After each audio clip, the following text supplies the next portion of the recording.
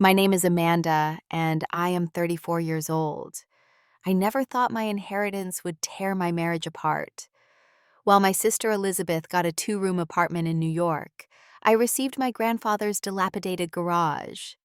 My husband Richard called me a useless fool and kicked me out that rainy night. With nowhere else to go, I drove to that old garage, my only possession. When I unlocked the door and shined my flashlight inside, I froze in shock. If you are watching from an old garage like mine, hit like and subscribe to see what treasure was hiding beneath all that dust and why it changed my life forever. I grew up in a modest suburban neighborhood in Pennsylvania, where my grandfather Jack was the most important person in my life. He was a retired mechanical engineer who spent most of his time in his garage working on vintage cars.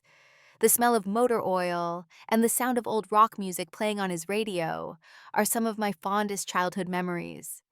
Grandpa Jack had this incredible ability to see potential in things others considered worthless.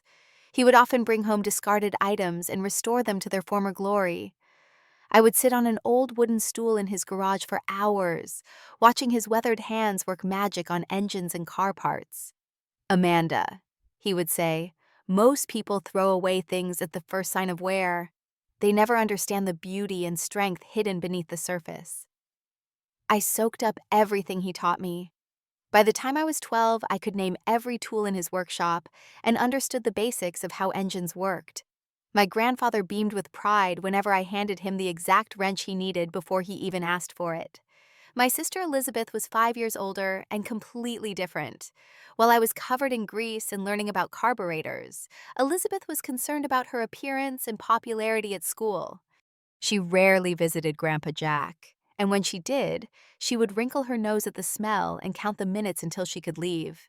"Why do you waste time in this dirty old place?" she would ask me. "You smell like a mechanic when you come home." Our mother clearly favored Elizabeth. She was proud of Elizabeth's academic achievements and social graces, while my grease-stained hands and casual clothes were a constant disappointment to her. "Amanda, why can't you be more like your sister?" Mom would sigh.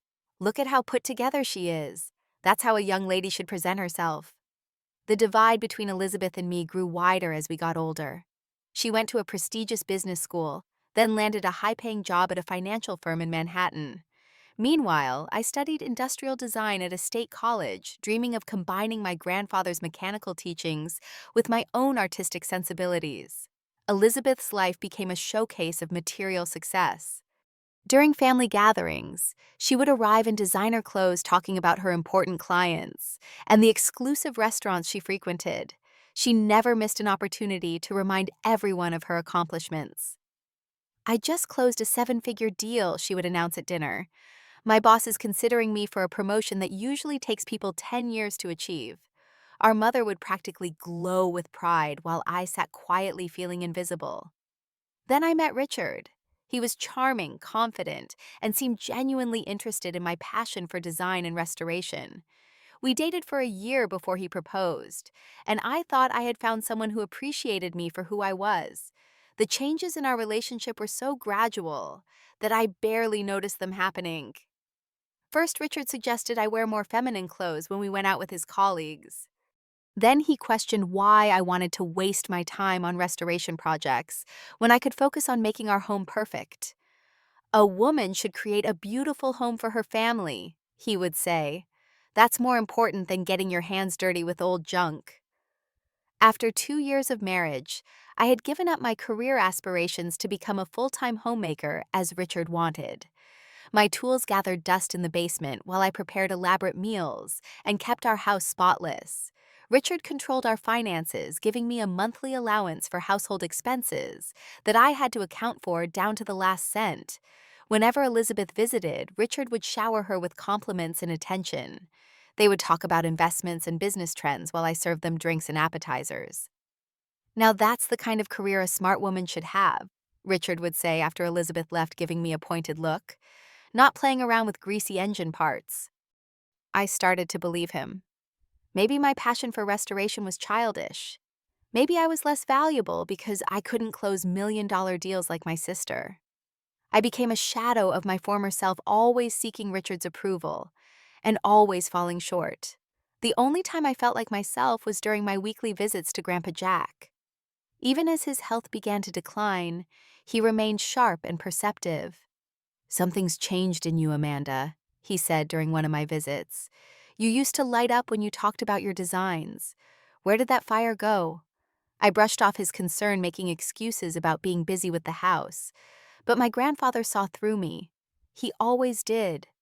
"Remember what I taught you," he said, holding my hand. "True value isn't in what something looks like on the surface. It's about what's underneath the potential only the right person can see."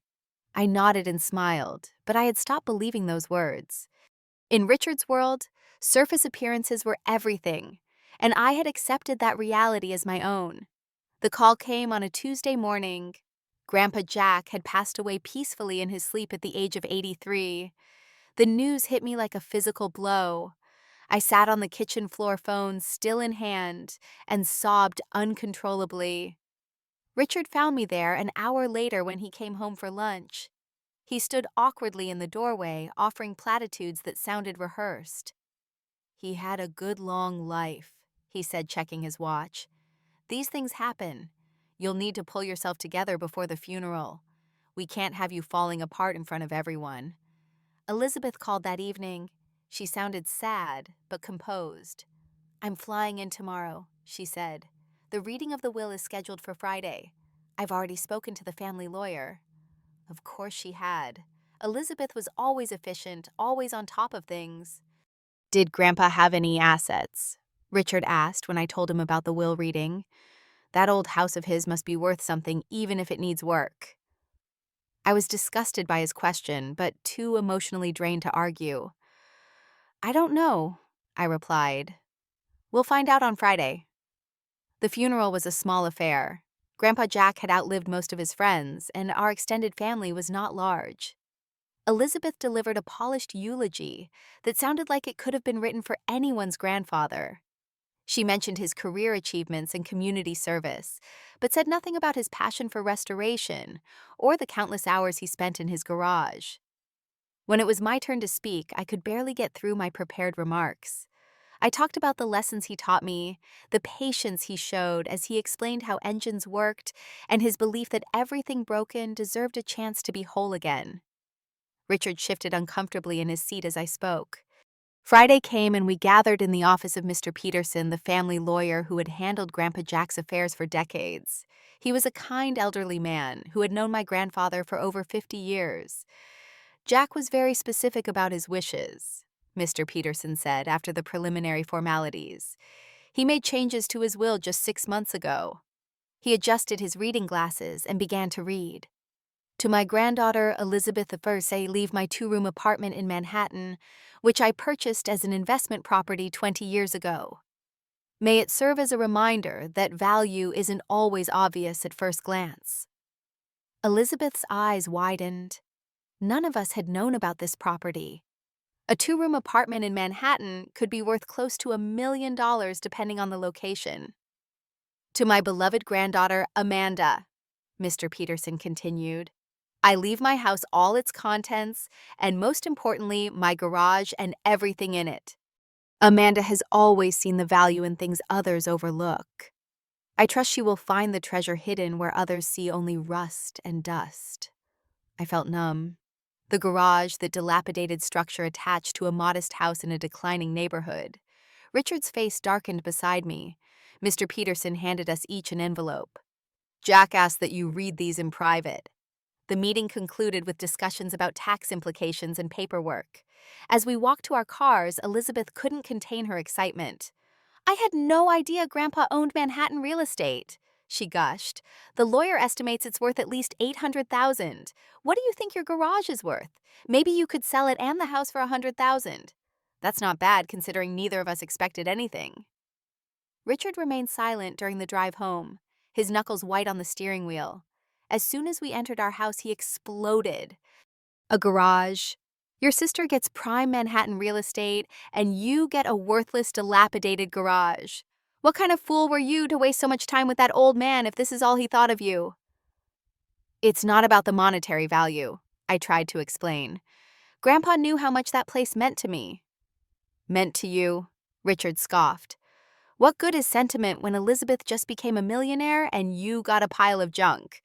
You're as useless as that garage. The argument escalated as rain began to pound against our windows. Richard paced around our living room, his face contorted with rage. We're selling that property immediately, he declared. The house, the garage, everything. At least we can get something out of this ridiculous inheritance. No, I said, surprising myself with the firmness in my voice. The garage isn't yours to sell. It's mine. Richard stopped pacing. He looked at me as if seeing me for the first time. So that's how it's going to be, he said quietly. After all I've done for you, you're choosing a decrepit garage over our financial well-being. I'm choosing to respect my grandfather's wishes, I replied. Then you can go live in your precious garage, he shouted. Get out! Get out now! Take your inheritance and see how far it gets you. You useless, ungrateful fool. In a daze, I packed a small bag with essential items. The rain had turned into a downpour as I loaded my suitcase into my car. Richard watched from the doorway, his expression cold and unyielding. As I drove away from what had been my home for the past 5 years, I realized I had nowhere to go. The only place I had left was the very garage that had triggered this catastrophe. The rain hammered against my windshield as I navigated the familiar streets of my childhood neighborhood. It had changed over the years with some businesses closed and new ones opened, but there was a comforting familiarity about it all the same.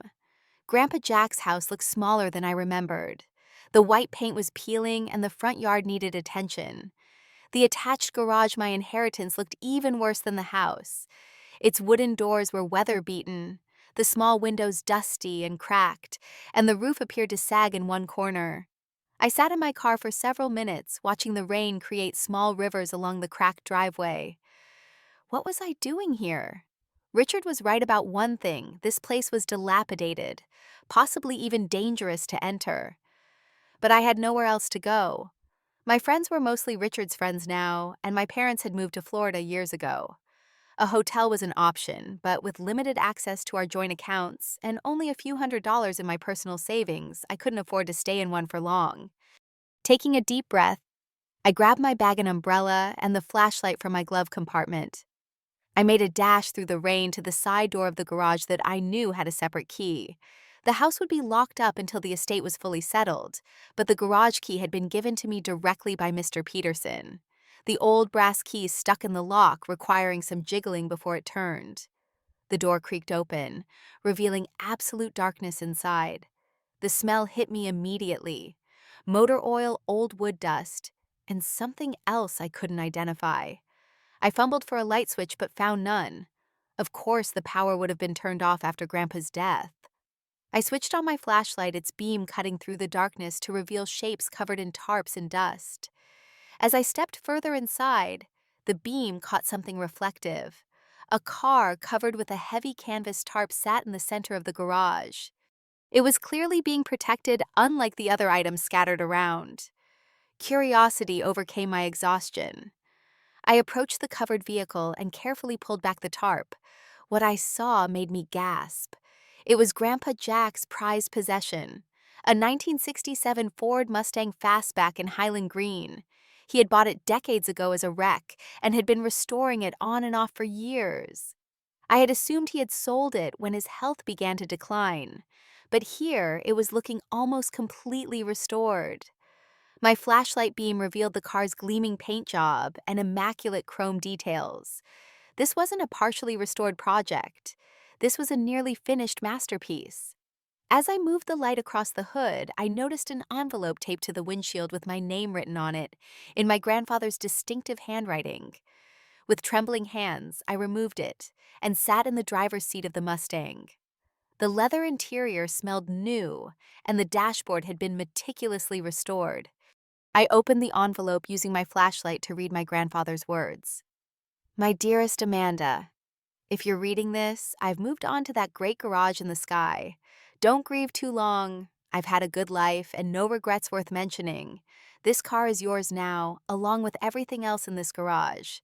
It's almost finished, just needs a few final touches that I've detailed in my notebooks. You'll find them in the toolbox where we always kept the important stuff. I know Richard doesn't understand your passion for bringing old things back to life.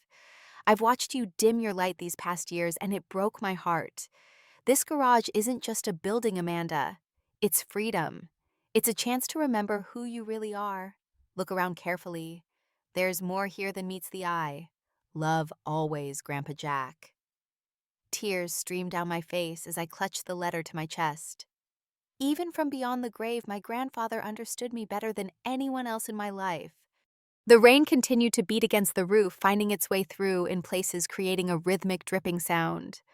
I was cold, emotionally drained, and physically exhausted. I decided to recline the car seat and rest for a while before exploring further. As I leaned back, my flashlight beam caught something else, a large metal cabinet I didn't recognize. It looked new and out of place among the older items in the garage. Curiosity won over fatigue, and I climbed out of the car to investigate. The cabinet was locked, but a small key taped to the top with a note reading, "For Amanda," gave me access.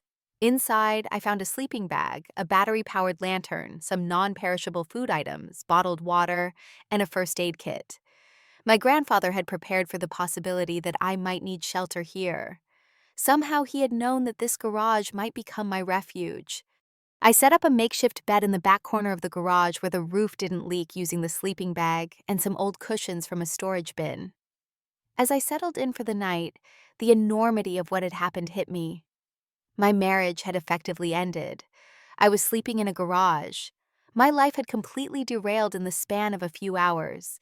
Yet strangely surrounded by my grandfather's tools and projects, I felt a sense of peace I hadn't experienced in years. For the first time since marrying Richard, I was making a decision for myself. I was choosing the garage with all its dust and leaks and mysteries over a return to the pristine prison my marriage had become. I fell asleep to the sound of rain and the faint smell of motor oil clutching my grandfather's letter like a talisman. The morning light filtered through the dirty windows, waking me from a surprisingly deep sleep.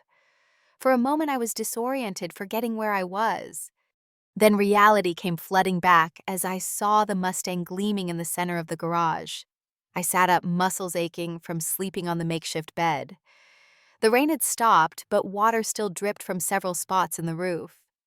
I would need to address that soon if I planned to stay here longer than a few days. After a breakfast of granola bars and water from my grandfather's emergency supplies, I began a systematic exploration of the garage.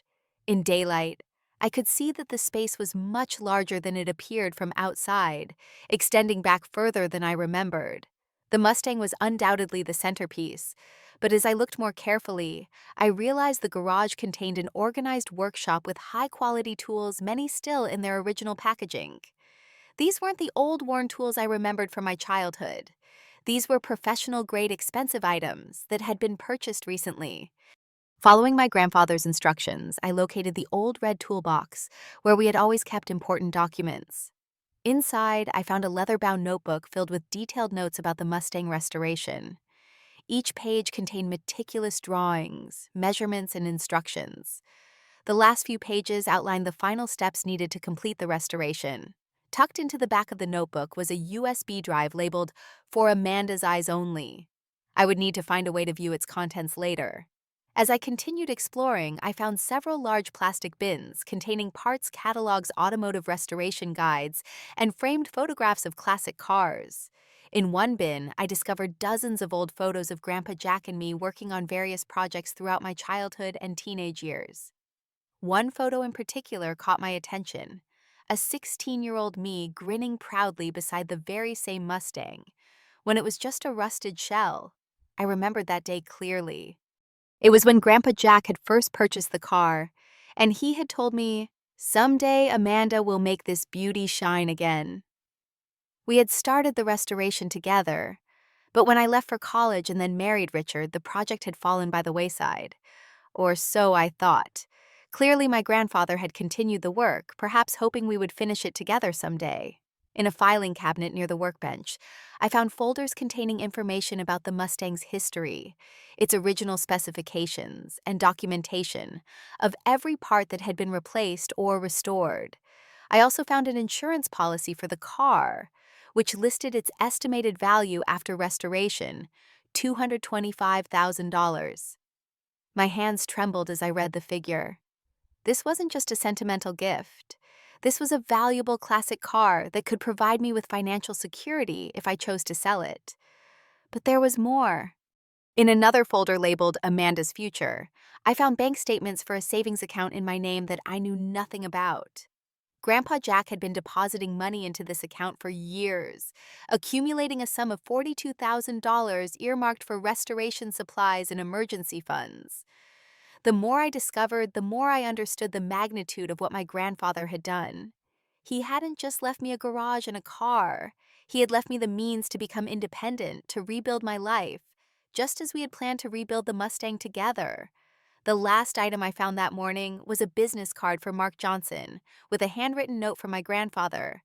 Mark was my best friend for 40 years. He owns Johnson Classic Car Restoration. He's expecting your call.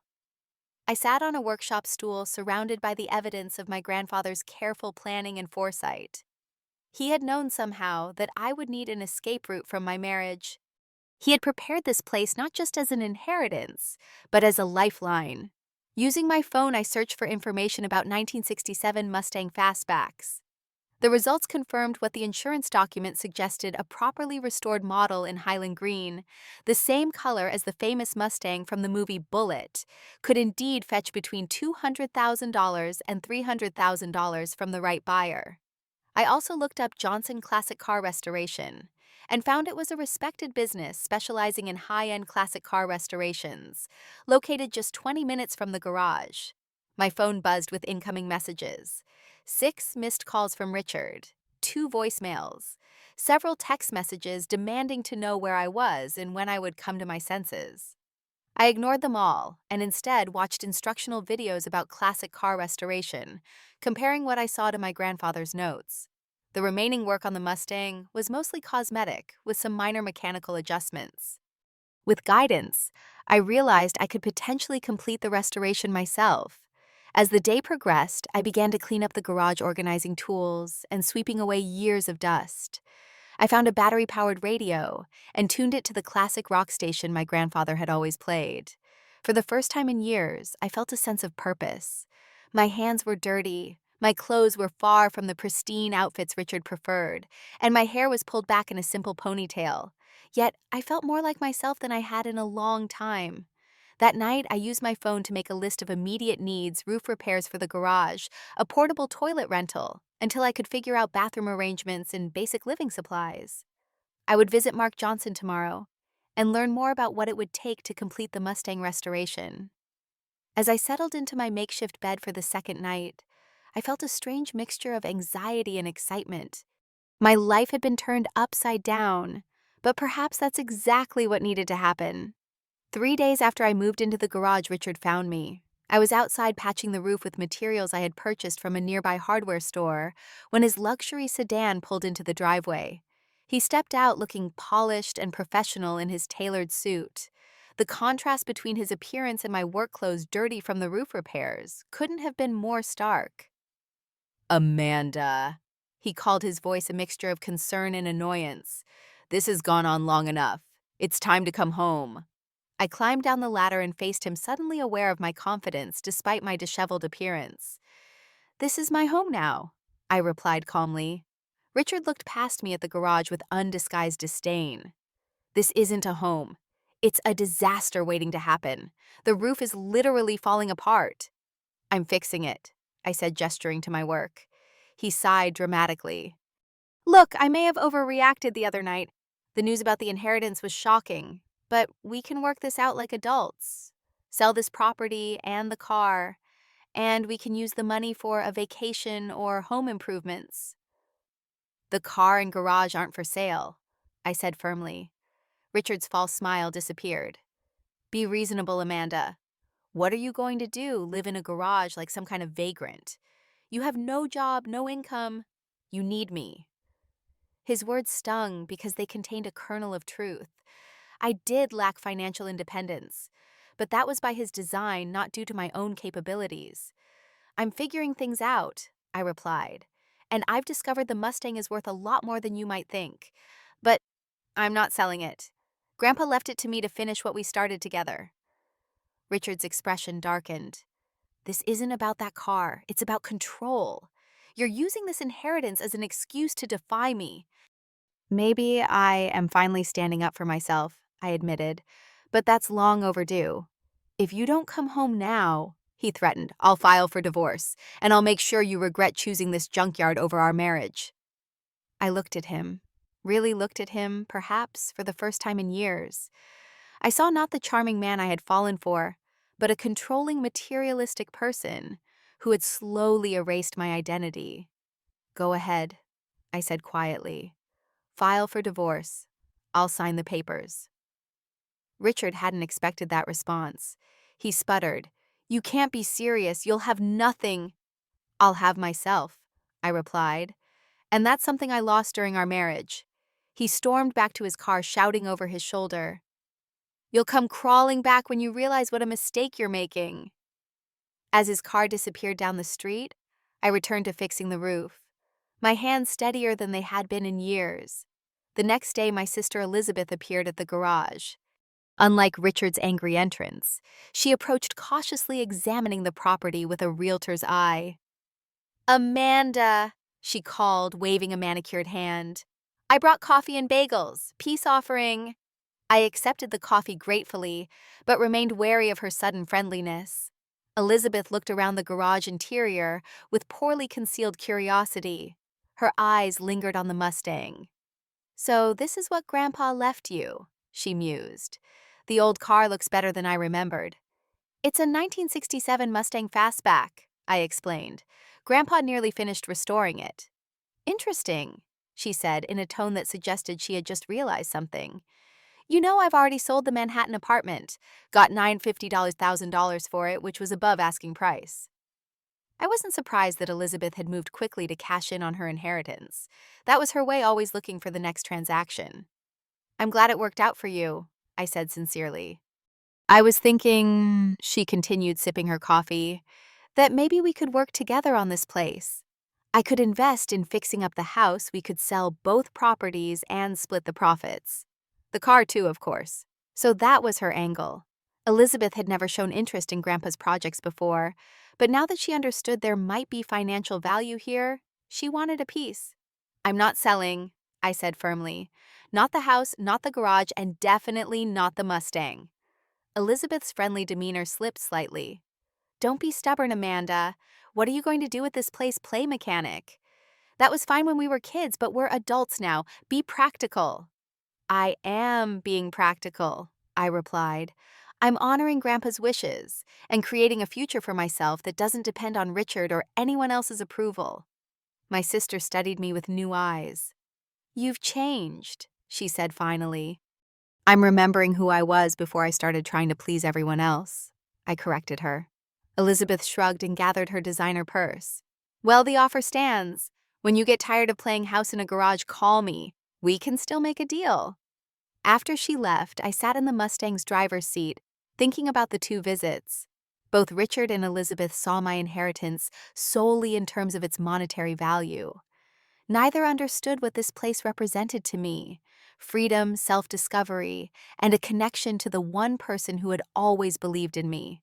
That afternoon, I finally visited Mark Johnson at his restoration shop. He was a tall, lean man in his 70s with calloused hands and kind eyes. He recognized me immediately. You look just like your pictures, he said, smiling. Jack showed me photos of you two working on projects together. He was so proud of your eye for detail. Mark took me on a tour of his facility where several classic cars in various stages of restoration gleamed under bright lights. His team of mechanics and restoration specialists worked with a precision and care that reminded me of my grandfather. Jack and I had a deal, Mark explained as we returned to his office. He was going to finish that Mustang and bring it here for the final detailing and certification. When he got sick, he made me promise to help you instead if you wanted to complete the project. I do want to finish it, I said without hesitation. Mark smiled. Good. Jack said you'd say that. He also mentioned you might need a job while you get back on your feet. I looked at him in surprise. We need someone with an eye for detail to handle client communications and documentation, he continued. Jack mentioned you have design experience. The position doesn't pay a fortune, but it would give you steady income and access to our facilities and expertise for your own project. I left Mark's shop that day with a part-time job, a list of supplies for the Mustang, and something even more valuable, a sense of belonging to a community that shared my passion for restoration. That evening, I used my laptop and a mobile hotspot to create a simple blog documenting my journey with the Mustang. I posted before and after photos of my roof repair project and wrote about finding the car beneath its protective tarp. I titled the blog, Restoring Amanda, Finding Myself One Bolt at a Time. I had no expectations for the blog, but writing about my experiences helped me process the dramatic changes in my life. To my surprise, within days, the blog had attracted a small following of classic car enthusiasts and people interested in stories of personal transformation. As weeks passed, I settled into a routine. Mornings were spent at Mark's shop learning about restoration techniques and handling client communications. Afternoons and evenings were dedicated to working on the Mustang and improving my living conditions in the garage. I installed a small portable shower unit, improved the insulation, and created a comfortable living area separate from the workshop space. The blog documented these improvements alongside the progress on the car, and my following grew steadily. 1 month after moving into the garage, I received divorce papers from Richard's lawyer. The terms were punitive, demanding half the value of my inheritance, despite it being clearly separate property. I took the papers to a legal aid center, where a lawyer specialized in women's divorce cases agreed to represent me pro bono after hearing my story. Your husband is counting on your lack of resources and knowledge, she explained, but we can counterfile with terms that protect your interests. With her help, I gathered evidence of Richard's financial control and emotional abuse throughout our marriage. We documented how he had isolated me from friends and family, discouraged my career, and controlled all financial decisions. When we submitted our counterfiling, we included a forensic accounting of our marital assets that revealed Richard had been transferring significant amounts of money to a private account I hadn't known existed. The revelations strengthened my case considerably. Through it all, the Mustang restoration continued. Each small victory, from reupholstering the seats to restoring the original radio to working condition, gave me confidence not just in my mechanical abilities, but in my capacity to rebuild my entire life. The blog gained enough traction that a small online publication focused on women in traditionally male fields asked to feature my story. The article, titled From Housewife to Mechanic: One Woman's Journey Back to Herself, brought a new wave of followers to my blog and several supportive comments from women in similar situations. 6 months after moving into the garage, I received an unexpected message through my blog. A producer for a documentary series about automotive restoration wanted to feature the Mustang and my story in an upcoming episode. The exposure would be valuable, but more importantly, they offered a stipend that would help cover the remaining restoration costs. That night, as I sat on my now comfortable couch in the garage apartment I had created, I reflected on how much had changed. The scared, confused woman who had arrived in the rain half a year ago was gone. In her place was someone stronger, more capable, and genuinely happy, despite the ongoing challenges. I looked at the Mustang, now nearly completed, its green paint gleaming under the workshop lights. "We did it, Grandpa," I whispered. "We're both being restored." Almost a year to the day after I first took refuge in the garage, I turned the key in the Mustang's ignition and heard the engine roar to life with a perfect, smooth rumble. The sound represented not just the completion of the restoration, but the culmination of my personal journey. Mark Johnson sat in the passenger seat, grinning as I revved the engine. "Jack would be proud," he said, his voice thick with emotion. "This is museum-quality work, Amanda. You've got your grandfather's touch." I drove the Mustang around the block, feeling the power of the V8 engine and the smooth handling of the restored suspension. When we returned to the garage, a small crowd had gathered. Word had spread in the neighborhood that the old Mustang was finally running. Among the onlookers was Mrs. Peterson, my grandfather's elderly neighbor. She approached with tears in her eyes. "Your grandfather worked on that car every day, even when his hands were giving him trouble," she said. "He told me it was his legacy to you. He knew you'd need it someday." The documentary crew captured the first drive and the community's reaction. The producer, a woman named Sophia, pulled me aside afterward. "This story has everything," she said excitedly. "The inheritance, the personal growth, the beautiful restoration. But I sense there's more to tell. What's next for you and the Mustang?" It was a question I had been pondering myself. The divorce was finalized with terms far more favorable than Richard had initially proposed. Thanks to the evidence of his financial misconduct, I had received a fair settlement plus the full rights to my inheritance, without any claims from him. Elizabeth had also backed off after the Mustang was featured in a classic car magazine, which mentioned its estimated value of over $300,000. She had called to congratulate me and awkwardly attempted to repair our relationship, though I remained cautious about her sudden interest in my life.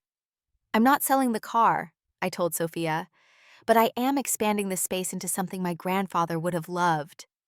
I showed her the plans I had drawn up.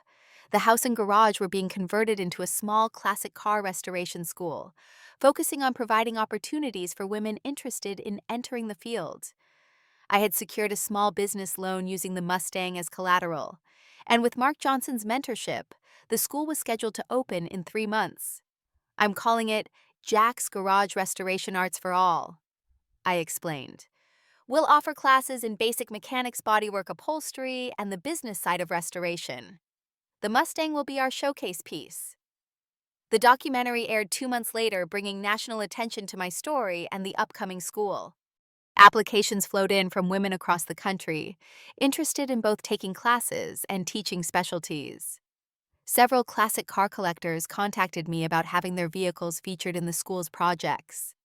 One such collector was Thomas, a soft-spoken engineer who owned several vintage cars in need of restoration.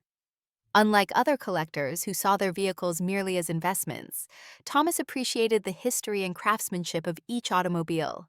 He visited the school regularly as it took shape, offering suggestions, and eventually volunteering his time to help set up the workshop equipment. Our friendship developed naturally based on mutual respect and shared interests. Thomas never made me feel less knowledgeable despite his engineering background, and he listened attentively when I explained restoration techniques I had learned from my grandfather. On the day before the school's grand opening, I received an unexpected visitor. Richard arrived in a new luxury car looking uncomfortable as he surveyed the transformed property. The dilapidated garage was now an attractive professional facility, with a freshly painted sign announcing Jack's Garage. "This is impressive," he admitted reluctantly. "I heard about the documentary and the school. You've done well for yourself." "Thank you," I said, keeping a professional distance.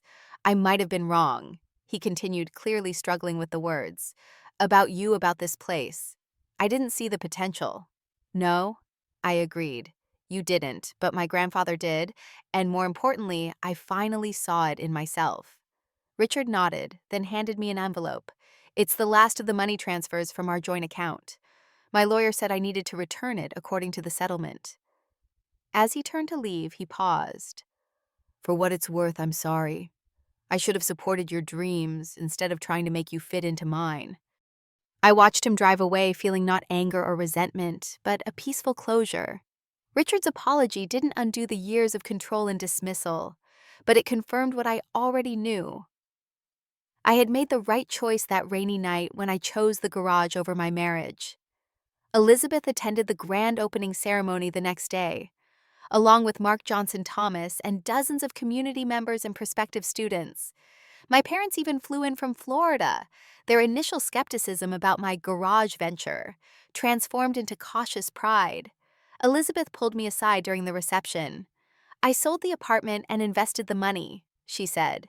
"It's doing well, but watching you build this place from nothing, that's a different kind of success. I think I've been measuring the wrong things." "It's never too late to change your measuring stick," I told her, thinking of how my own values had shifted. "Grandpa knew what he was doing when he divided things the way he did," she admitted. "The apartment was perfect for me, and this place was perfect for you. I just didn't see it at first." As the celebration continued, I found a quiet moment to visit the Mustang, now displayed prominently in the main workshop area. I ran my hand along its gleaming fender and thought about the journey that had brought me here. The garage that once represented my failure in Richard's eyes had become the foundation of a new life I had built on my own terms. The car that seemed worthless under its dusty tarp had been transformed into a symbol of persistence and possibility. Thomas found me there, his quiet presence comforting. "Penny for your thoughts. I was just thinking about value," I replied. "How it's not always obvious at first glance." He smiled, understanding immediately. "Your grandfather was a wise man." "He was," I agreed.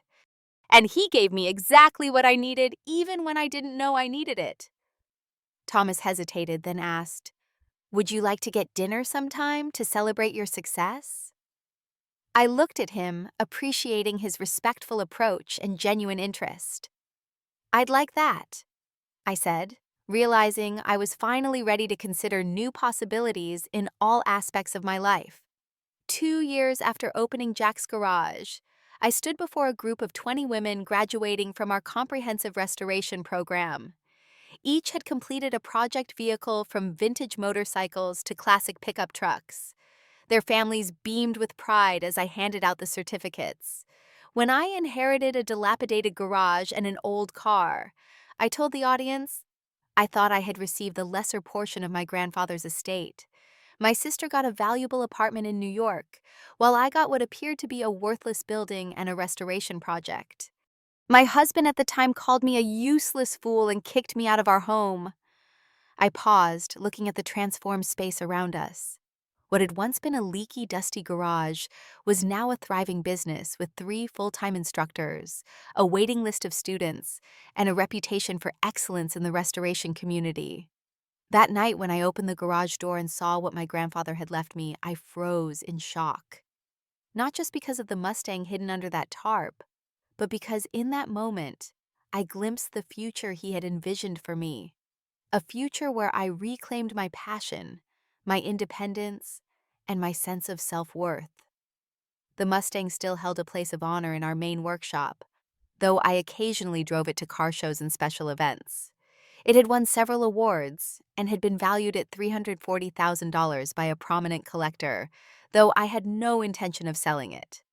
This school has now graduated 68 students, many of whom have gone on to start their own businesses or secure positions in prestigious restoration shops. We've restored 32 vehicles, published a guide to women entering the field, and created a scholarship program in my grandfather's name. Thomas sat in the front row, smiling proudly. Our relationship had deepened over the years, built on mutual respect and shared values. He had his own engineering firm, but volunteered regularly at the school teaching specialized workshops on electrical systems. The most valuable inheritance isn't always the one with the highest price tag, I continued.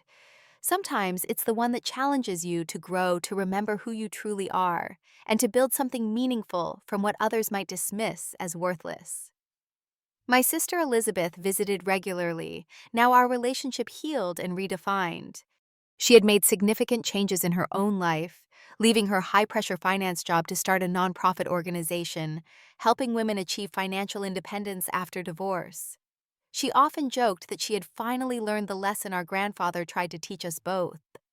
When life forces you to start over, it's an opportunity to build something better than what you lost. Every one of you came here with your own story, your own reason for wanting to learn restoration. You're leaving with not just technical skills, but with the confidence that comes from creating beauty, from what others might consider beyond repair. After the ceremony, as students and their families mingled and celebrated, I retreated to my office, formerly my grandfather's small workspace. I had preserved his old desk, though the room now also contained modern equipment and framed articles about the school. On the wall hung a simple wooden plaque with my grandfather's favorite saying, "True value isn't in what something looks like on the surface. It's about what's underneath the potential only the right person can see." My journey from that rainy night to now had been filled with challenges. The legal battle with Richard had been draining. Establishing the school had required countless hours of work and navigation through permit processes and zoning regulations. There had been financial uncertainties and moments of doubt, yet each obstacle had made me stronger, more resilient, and more certain of my path. The garage that once symbolized my failure in Richard's eyes had become the foundation of a successful business and a platform for helping others transform their lives. Thomas knocked gently on the doorframe. "The graduates are asking for you," he said. "They want a group photo with the famous Amanda and the Mustang." I smiled, taking a moment to appreciate how far I'd come. "Tell them I'll be right there." Before leaving the office, I touched my grandfather's old wrench that I kept on display. "Thank you," I whispered, not for the first time. The inheritance that had seemed so unfair had been exactly what I needed. Not just a garage and a car, but a second chance to become the person I was meant to be. The real restoration project had been me all along. What's your story of an unexpected gift that turned out to be more valuable than you initially thought? Have you ever discovered hidden potential in something others overlooked? Drop your experiences in the comments. And don't forget to like, subscribe, and share this video if my journey resonated with you. Remember, sometimes the most precious inheritances aren't the ones with the highest price tag, but the ones that help us discover our true worth. Thank you for listening, and I hope to see you in the next video.